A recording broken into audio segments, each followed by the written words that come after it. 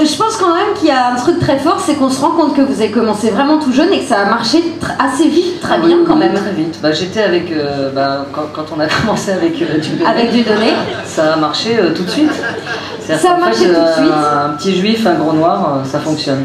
Qu'est-ce qui plaît à votre avis? C'est le côté sarcastique, c'est le côté... C'est qu'on était les premiers à monter sur scène comme ça, on était les premiers à parler un peu de la banlieue. Smaïn l'avait fait un petit peu avant nous, ouais, mais à sa façon.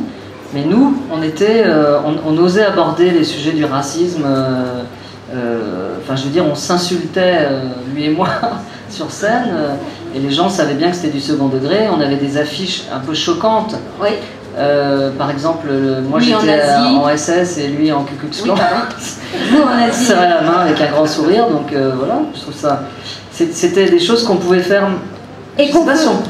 C'est ça. Ouais. On pourrait plus le faire aujourd'hui à votre avis? Je pense que c'est ce que j'ai déjà dit. Avec Internet, maintenant, il y a beaucoup de gens très très méchants qui se lâchent parce qu'ils ont un certain incognito. Ouais, donc et trop de danger. Il y a des grands malades en fait sur Internet. Non, mais il y a plein de gens qui ont été influencés par nous. Je le dis sans. Et justement parce que c'était cette manière de parler qui était nouveau, parce que je pense qu'on a amené quelque chose de nouveau, mais j'espère qu'on. C'est-à-dire que quand je suis dans ma voiture, que j'écoute Rire et Chanson par exemple, et que j'entends des vieux sketchs à nous avec Diodo, je pense qu'ils sont encore. Exemple. Ils sont encore d'actualité, ils sont drôles encore. Lequel, je pense qu'on était assez intemporels. Lequel? Ouais. Je sais pas, il y avait un sketch qui s'appelait La Pêche, où je faisais croire à ma femme que je partais pêcher, alors qu'en fait on partait juste tromper.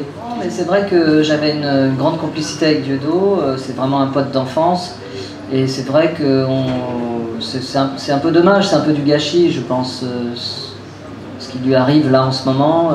Je trouve ça un peu dommage et je trouve qu'on avait encore plein de choses à faire ensemble. Vous auriez vraiment pu continuer, à votre avis, cette route Est-ce que vous ne pensez pas que ça aurait nuit à votre carrière solo aujourd'hui, en tant qu'au cinéma par exemple? Si j'étais revenu... Non, si ça s'était pas arrêté dès le début, je parle même pas de ces... Mais j'aurais pas supporté qu'il tienne des propos antisémites alors que j'étais avec lui. Oui, ça d'accord, mais ah oui. C'est à partir de là que vous êtes partis, est-ce que vous n'êtes pas disputé un peu avant? Si, bien sûr, on s'est disputé avant, mais ça commençait à poindre, ça commençait à germer en fait, ces idées. Oui, bonjour.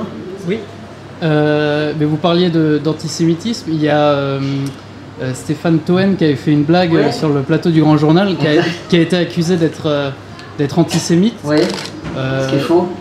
Oui, mais est-ce que c'est pas un peu la même chose pour Diodo? Vous croyez?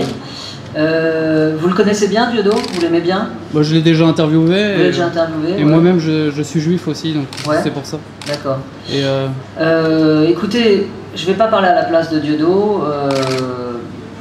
Moi, je pense qu'il est entouré de gens qui n'aiment pas vraiment les juifs, ni Israël, et qui mélangent sionisme et antisémitisme.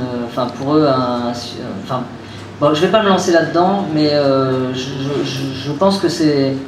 Moi, si je n'aimais pas Non, mais je ne vais pas me lancer là-dedans. Je vais juste revenir à la séparation. Des qui vont être encore reprises sur Internet. La séparation, vous dites on peut être antisioniste et pas antisémite. Tout à fait, oui, tout à fait, exactement. Oui, je suis tout à fait d'accord. Mais après, c'est un débat que je ne maîtrise pas. Et qui est un peu en dehors de notre discussion. Vous êtes antisémite, vous. Non, attendez, vous avez vu comment vous avez traité cette personne? Et d'ailleurs, monsieur, là, la personne de couleur, là, on va avoir des problèmes. Ça s'est mal passé, entre autres pour Sébastien Toen qui a dit une phrase malheureuse sur les juifs. Moi, je me suis fait traiter de traître, je me suis fait insulter par la communauté juive parce que je n'avais pas réagi à cette phrase que j'avais même pas entendue. Lui, il s'est fait pourrir par tous les juifs, il s'est fait traiter d'antisémite, c'est pas possible. Et tout ça vient d'Internet. Je rebondis juste là-dessus parce que vous en parlez de la communauté juive justement avec Gad Elmaleh. C'est quelque chose de vraiment important, le fait du coup d'en avoir parlé, ou c'est juste parce que c'est vos potes, parce que c'est avec eux que vous avez commencé, parce que... Je suis pas croyant moi, mais oui, je suis juif, c'est ma culture, mais c'est tout. Ça s'arrête là. Alors, je suis pas croyant, donc... Alors, monsieur, Je me permets de vous relancer sur Dieudonné. Il a mis en ligne le livre que vous lui avez envoyé avec une dédicace. Ouais. On a l'impression qu'il y a un peu un double discours où en privé vous lui réaffirmez votre amitié. Mais c'est une dédicace privée, alors je comprends pas pourquoi ça s'est retrouvé sur internet. Mais c'est une dédicace au second degré. Ma question c'est, est-ce que vous êtes obligé pour faire patte blanche de vous dissocier de Dieudonné pour continuer d'aller sur les plateaux télé, d'être promu? Non, pas du tout. Ce que je dis à la télé, moi j'ai pas de filtre. Donc ce que je dis à la télé, c'est ce que j'ai dit à Dieudo.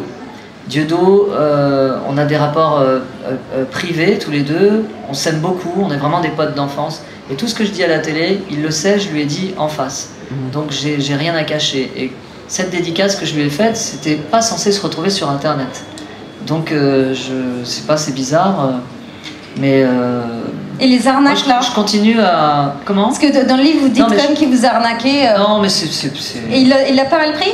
Comment? Il l'a pas mal pris? Si, il a un peu mal pris parce qu'il m'a répondu sur une vidéo là, qui est sur YouTube en ce moment. Mais ça reste de l'humour. Moi, quand j'ai vu cette vidéo, je me suis marré, quoi. Parce que je le connais par cœur. Je le connais vraiment par cœur. Donc je sais qu'il y a de l'affection malgré tout entre nous.